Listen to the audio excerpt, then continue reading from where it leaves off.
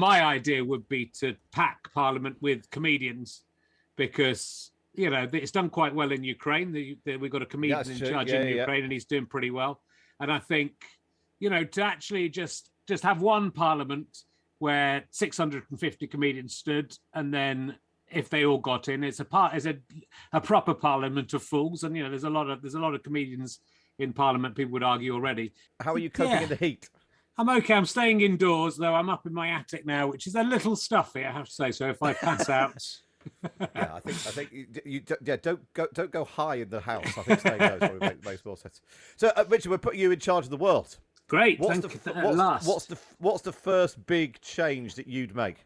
I would like to change the whole penal system and punishment system of the world. I think it's wrong to have big punishments for big crimes and little punishments for little crimes.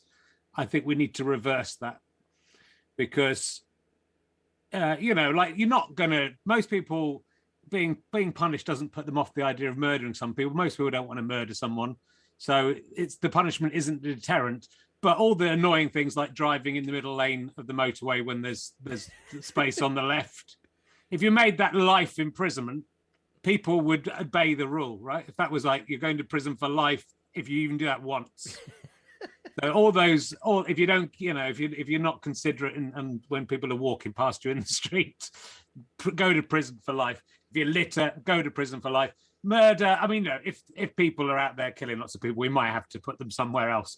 But I think I genuinely think I'm not even really joking. I think the punishment system's the wrong way around. And I would also, rather than punishing people for bad deeds, because most people do bad things on the little scale, and most people get away with it. And if they've got money, they get away with it.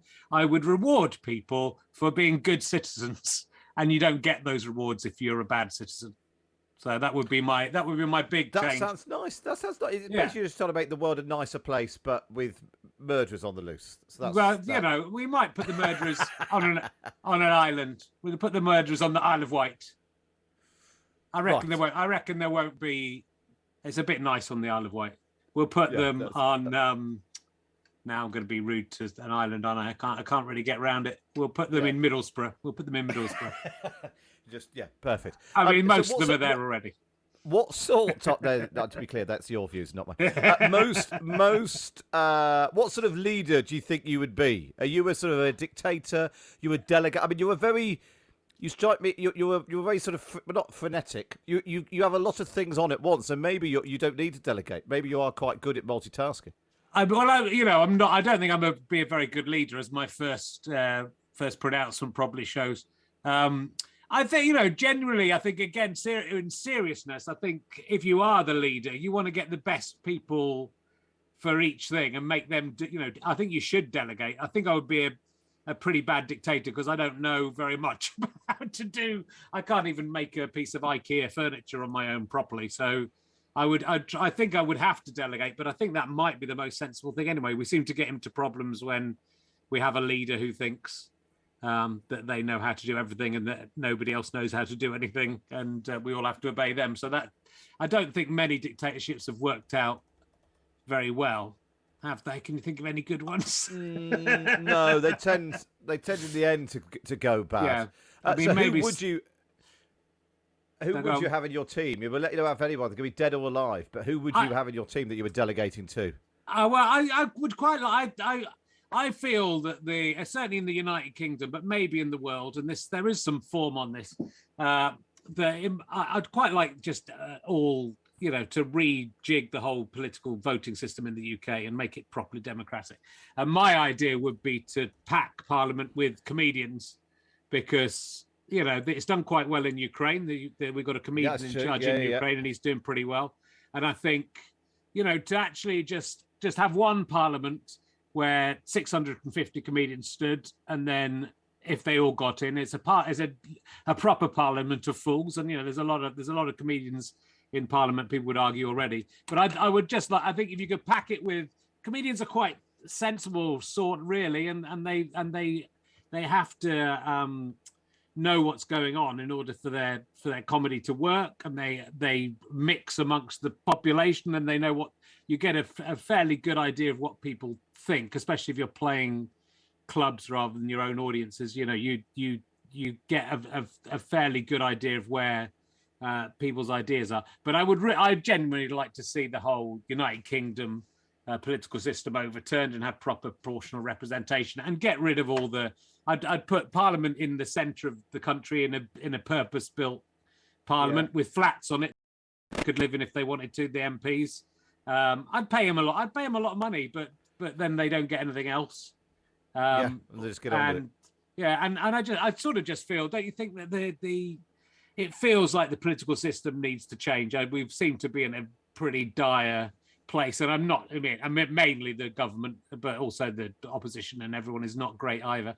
It feels like we need to look to the future. I think we've been looking to the past for the last 6 or 7 years, and I think we might, I think the UK, and maybe this needs to be the whole world, but if we're talking about the UK, I think the UK needs to sort of understand what its actual position in the world is, and then be a leader to the future rather than looking backwards. And I think a lot of that's to do with our sort of archaic political system, where, I live in Hertfordshire, so unless I want to vote for the Tories, which I'm not saying I definitely don't, but I don't, then my vote's wasted, because whoever else I vote for isn't going to get in. So it sort of seems crazy to me that I have a lifetime of my vote being meaningless. I would like, and also I equally feel it's kind of crazy that UKIP were getting 25% of the vote and no seats. So it's I think it needs, if you want to have democracy, you can't go, oh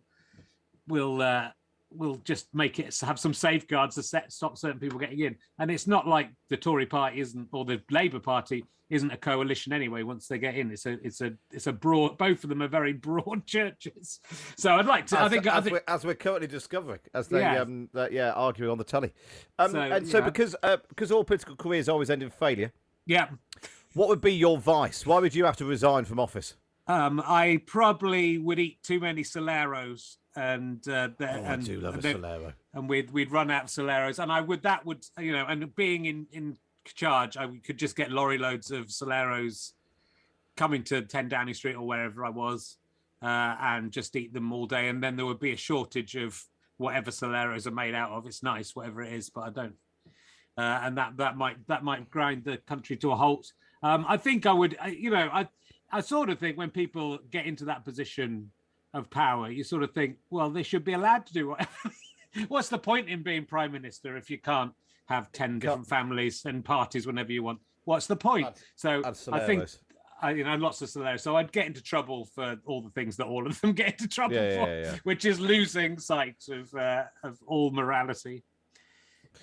And while we've got you, we should talk about your going to the Fringe. You'll take the podcast The Fringe, is that right? Yeah, I do a podcast called Richard Herring's Leicester Square Theatre Podcast, or it becomes RHLSTer Perths, because I do it in different places now. It starts at the Leicester Square Theatre, but I do it there as well. And so I just chat usually with a comedian. But I'm doing 12 afternoons in Edinburgh. I'm at 1:00 at the Ballroom in the Assembly Rooms on George Street. I'll just be talking to a comedian for an hour. It's kind of improvised, but I have some sort of weirder questions to ask. And it's always, it's always been good fun. And I like doing Edinburgh because it's sort of quite full on to do 12 in a row. I've done 25 in a row, daily while I've been up there. Well, sometimes while doing another show.